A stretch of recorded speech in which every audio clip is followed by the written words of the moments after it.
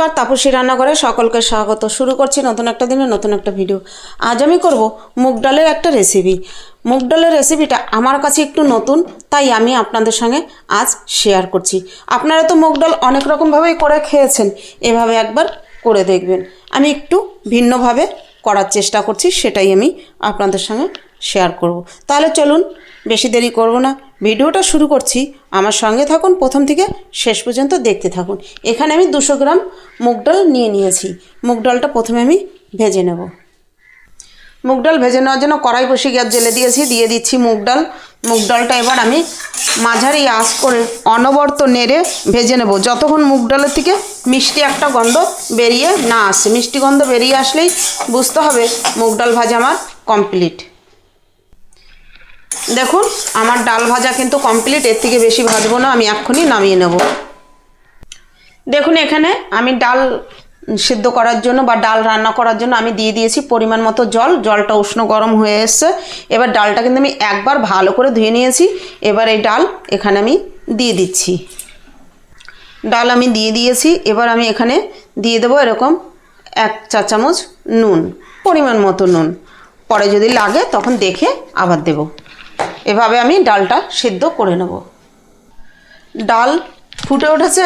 প্রথমে আমি কিছুটা ফেনা ফেলে দিয়েছি, আরও এই বাকি 4-5 দিয়ে যে ফেনাগুলো আছে এগুলো ফেলে দেব। এই ফেনার সঙ্গে না প্রচুর নোংরা ওঠে, ফেনাগুলো একদম নোংরায় কালো কালো হয়ে থাকে। এভাবে আমি দেখুন ফেনাগুলো ফেলে দিয়েছি পরিষ্কারভাবে। এবার আমি ভালো করে ফুটিয়ে নেব।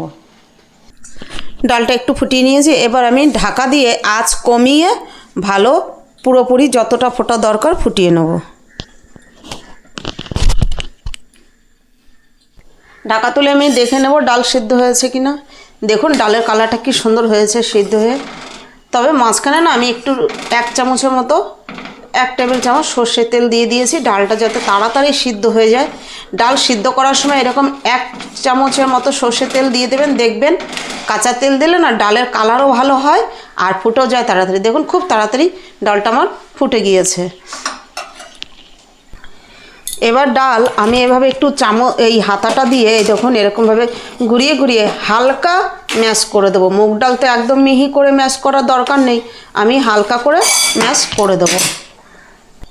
দেখুন ঠিক আমি এরকম ম্যাশ করে দিয়েছি। এবার আমার এখানে কিন্তু আরেকটু জল লাগবে, আমি এখানে আরও 1 মগ জল দিয়ে দিচ্ছি আমার পরিমাণ মতো। ডাল হিসেবে ডাল ফোটার পরে জলটা অনেক কমে গিয়েছে। আমি এখন আমার পরিমাণ মতো জল দিয়ে দিয়েছি, নাহলে ডালটা খুব গাঢ় হয়ে যাবে, তার জন্য। ডাল আমার ভালো করে ফুটে উঠেছে জল দেওয়ার পরে। এই দেখুন এবার আমি এখানে আগে থেকেই সিম কেটে ধুয়ে নিয়েছি, ঠিক সিমগুলো এইরকম করে কেটেছি, দিয়ে দেবো কেটে ধুয়ে রাখা সিম। সিম দিয়ে এবার আমি দিয়ে দিচ্ছি 5 থেকে 6টা চেরা কাঁচা লঙ্কা। ঝালটা আপনারা আপনার মতো ব্যবহার করবেন। এবার এখানে আমি দিয়ে দিচ্ছি পরিমাণ মতো হলুদ। হলুদ দিয়ে আর সব কিছু দিয়ে ভালো করে একবার নেড়ে নিচ্ছি ডালের সঙ্গে। হলুদটা যেন দলা হয়ে না থাকে, তবে আমার হলুদটা কখনোই দলা হয়ে থাকে না।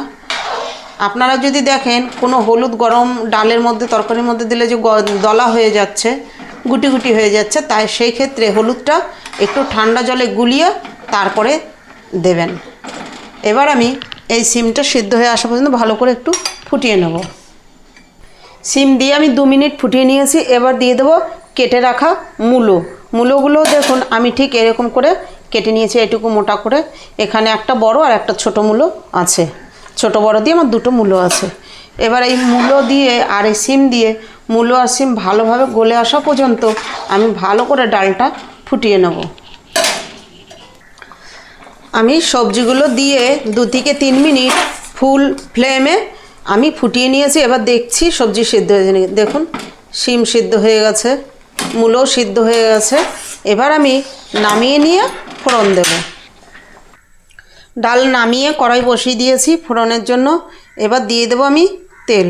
দেখুন 1 টেবিল চামচ তেল আমি এখানে দিয়ে দিয়েছি। তেল গরম হওয়া পর্যন্ত একটু ওয়েট করব।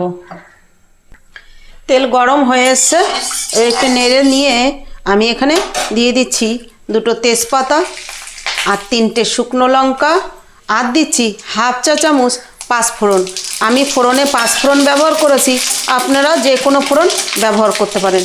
ফোড়নটা একটু নেড়েচেড়ে নিয়ে দিয়ে দিচ্ছি 1 ইঞ্চির মতো গ্রেট করা আদা। আদাটা দিয়ে সামান্য নেড়ে নেব, আদার কাঁচা গন্ধটা চলে যাওয়া পর্যন্ত। ফোড়নটা আমার হয়ে এসছে, এবার আমি দিয়ে দিচ্ছি ডাল। ফোড়ন দেওয়া হয়ে গেছে, এবার দেখুন আমি ফোড়নের সঙ্গে ভালো করে ডালটাকে মিশিয়ে দিচ্ছি, যাতে ডালের সঙ্গে ফোড়নটা ভালোভাবে সেট হয়ে যায়। এবার আমি এখানে দিয়ে দেব 1 চা চামচ চিনি। মুগ ডাল কিন্তু একটু মিষ্টি মিষ্টি খেতেই ভালো লাগে। আর শীতের দিনে একবার আপনারা এইভাবে সবজি দিয়ে মুগ ডাল করে খেয়ে দেখবেন। আপনারা অন্য কোনো ডালও করে খেতে পারেন, মসুরি ডাল, মটর ডাল, তবে এইভাবে একবার মুগ ডাল করে খেয়ে দেখবেন, দারুণ হয়। শীতের এই সবজিতে এই ডালটার টেস্টটাই পুরো চেঞ্জ করে দেয়। তাহলে আমি কিন্তু ফোড়ন দিয়ে আরও 1 থেকে 2 মিনিট একটু ফুটিয়ে নেব। ফোড়ন দিয়ে আমি 2 মিনিট ফুটিয়ে নিয়েছি। এবার একটু মোটা বড় বড় করে কেটে রাখা ধনেপাতা এখানে আমি দিয়ে দেব। আর আমার এই ভিডিওটা যদি আপনাদের ভালো লাগে, লাইক, কমেন্ট, সাবস্ক্রাইব করবেন। পাশে থাকা বেল আইকনটি প্রেস করে নোটিফিকেশনটি অন রাখবেন। যখনই আমি এরকম নিত্য নতুন ভিডিও আপলোড করব, পৌঁছে যাবে সবার আগে আপনাদের কাছে। ধনেপাতা দিয়ে আমি মিশিয়ে নিয়েছি, একটু ফুটিয়ে নেব। ধনেপাতা দিয়ে আমি আরও 1 মিনিট ফুটিয়ে নিয়েছি। দেখুন ডাল আমার হয়ে গেছে। এবার আমি নামিয়ে নেব। ডাল আমি নামিয়ে নিচ্ছি।